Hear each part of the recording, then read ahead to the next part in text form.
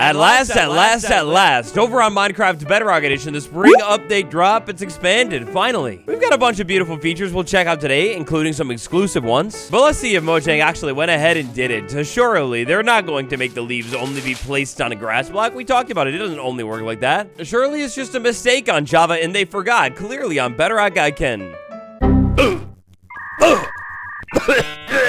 Bam, my best friends, welcome to a brand new preview cycle. Intriguingly, Minecraft 1.21.70. Look, I guess we kind of figured this next drop would be indeed a drop and not 1.22, but today, officially, that confirms it. Yeah, kind of. By the way, check out the new studio, much improved. Let me know what you think about it down below. Tap that like button, and let's go. This changelog kicks off intriguingly, and now look, I'm self-aware, I'm probably overthinking this, but look, there you are. I'm writing this changelog on the go because there's no time to waste. Plenty of new features from the next game drop go into testing right now. Maybe it's the overthinker in me, maybe it's the lover in me, but plenty. They didn't say all, they said plenty. I'm pretty sure that there is more to this brand new spring drop, and that line right there only gives me a little bit more hope. Now, aside from that leaf nightmare fuel bit, one of the first things that I noticed when jumping into this preview, sliding into experiments, and, all of this new stuff, like the wildflowers, every new addition today, it's all experimental still. You see, that's odd, because if you've been around the block for a Minecraft update or two, then you would know usually at the beginning of a new preview cycle, when an update is about to release, or like coming soon, well, the experimental toggle is deleted, and it's all just like straight up in the vanilla game. I'm trying to not overthink it too much here today. I'm sure as this cycle continues to go on and maybe we get a little bit more context, maybe even some leaks or official announcements, maybe as time goes on, we'll get a little bit more information when it comes to what's going on with this drop and what to expect going forward. But I did think it was interesting that in the Minecraft monthly video that dropped yesterday, well, there was no release date announcement, no update name announcement, and thankfully most of all, no official confirmation that the update is finished. The update still feels super open, so I guess I don't know.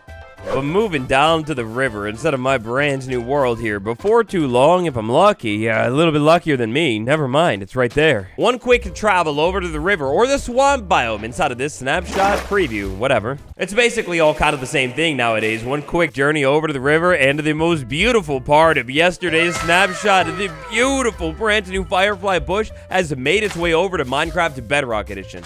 Now, look, you call me crazy. Maybe I don't notice the details, but vine on tree. This is a common thing that I keep finding. I keep finding out on oak trees inside of the forest biome inside of this update. I know that it would happen on, like, the fallen trees, but have they always generated on oak trees inside of this biome too, or is ooh-wee. Now, the firefly bush, this thing is absolutely amazing. Take a look at this thing in all of its glory over on Minecraft Bedrock Edition. It's got that animated texture. 99.9% sure this is all in exact parity with Java Edition, but one thing that I will say is I feel like I'm noticing the pulsing in and out of the, I don't know if you want to call them fireflies or whatever, but whatever that thing is, the pixel move on the bush, I feel like I notice it a whole lot more on Bedrock, or it's smoother. In the middle of the night, in my dreams, the firefly bush, it comes to life with particles all over the place. And again, maybe it's just Bedrock and how it does things, but this all feels so much smoother and chilled out over here, right? No? I'm crazy? No, I'm not. The firefly bush is a really cool bush that will emit particles inside of your world when it is inside of the darkness. The particles that emit from this bush, they come out, as you can see here, a good handful of blocks away. And just due to how particles kind of actually work here, if you pile more of these bushes in a given area, well, then you will get even more particles inside of that given area. Now, to be honest, I'm still messing around with these new firefly bushes, all of the new content, but one thing that we did yesterday was on stream and dive into the stuff even more and discover more cool stuff about it. So if you'd like a little over 2 hours worth of the new snapshot and all of this new stuff, check out that next. Minecraft 1.21.60, the update that is presumably coming out within like a week or two here, is an update that revamps the entire overworld. And well, I guess Minecraft 1.21.70, maybe the update with all of this new stuff is an update that is going to continue to revamp the entire overworld. Here we are over inside of the meadow with not only the beautiful new flower, we'll talk about it in a minute, but do you notice the grass here? It's been made a little bit more sparse, like way less common than it was made inside of the previous, I guess, update. Now, that's not the only biome change that we've got today, but let's take a closer look at the floor because, wow, one of the most beautiful Minecraft flowers of all time, the wildflower, has made its appearance on Minecraft Bedrock Edition only about a month after it initially did on Java. Composter, can we do it? Yes, we can, but you would never want to do that, right? The flower is way too beautiful.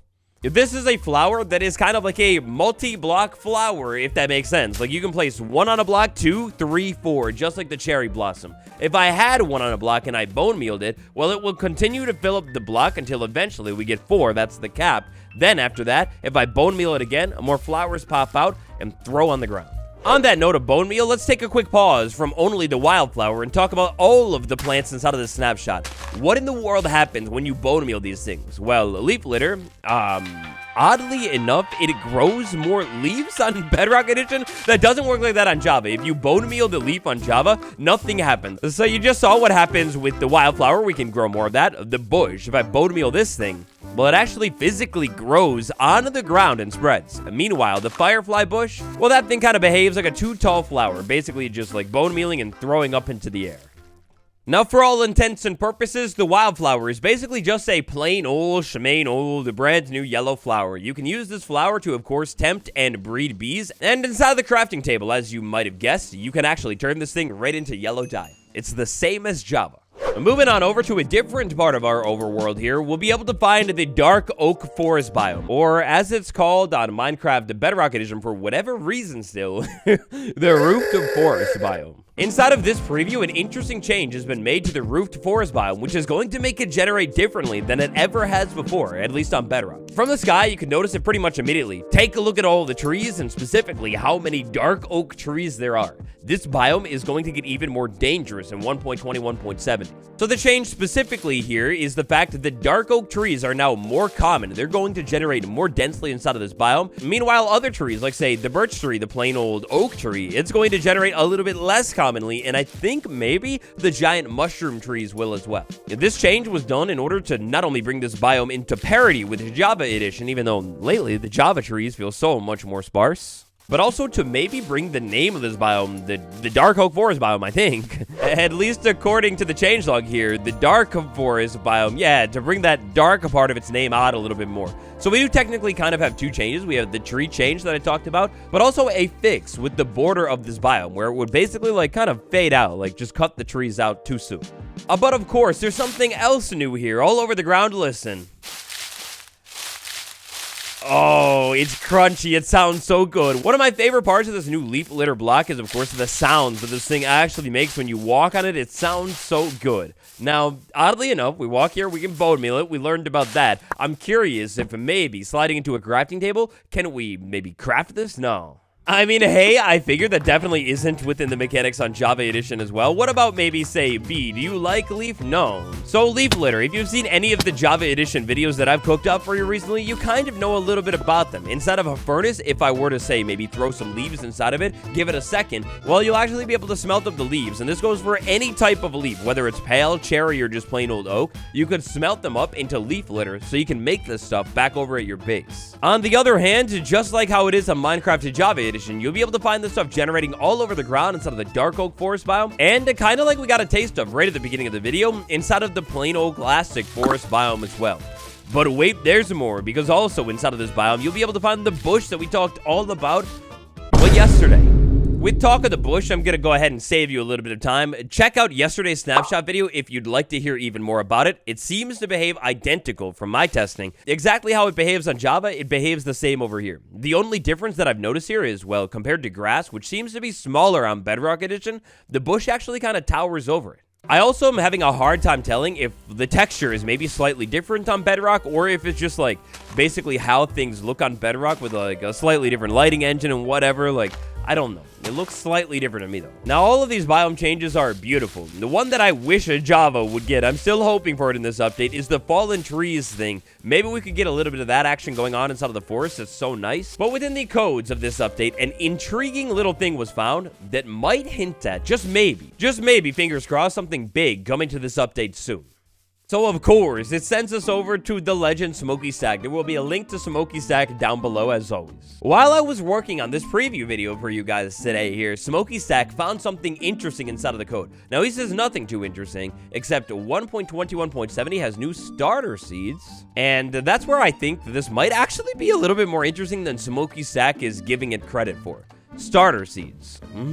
So take a look at this. I don't know if I'm interpreting this correctly, but if I am, starter seeds, I assume that means maybe like templates or something. And if it does mean templates, take a look at all of these templates right here. Typically, each one of these focuses on, say, like a specific biome, or maybe something that was like added new inside of an update. The Cherry Grove, the Pale Garden, or the Trial Chambers. The fact that we have a brand new starter seeds coming to the game in 1.21.70 tells me something big. Maybe. So take this all with a grain of salt. I might be entirely wrong. I mean, who knows? Maybe the devs are just implementing some brand new seeds at last. Like, they found a cool one and they want players to be able to, you know, play in the same seed.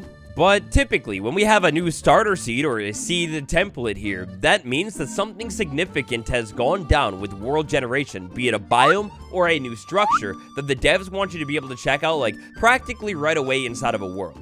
So far, in this update, I mean, this seed right here, Forest Glade, I mean, it would show off everything perfectly. Judging by timelines here, I mean, it's still January. We're so early. And by taking a look at what we have inside of this drop, there isn't really a single thing that would warrant a brand new seed template, at least right now. Though this is a little bit of an assumption or a guess, I think this might be hinting at some kind of new world generation change coming to the game sometime soon. Maybe a new biome, or maybe a new structure. Feels like it would be something that could fit into this update pretty much perfectly, right?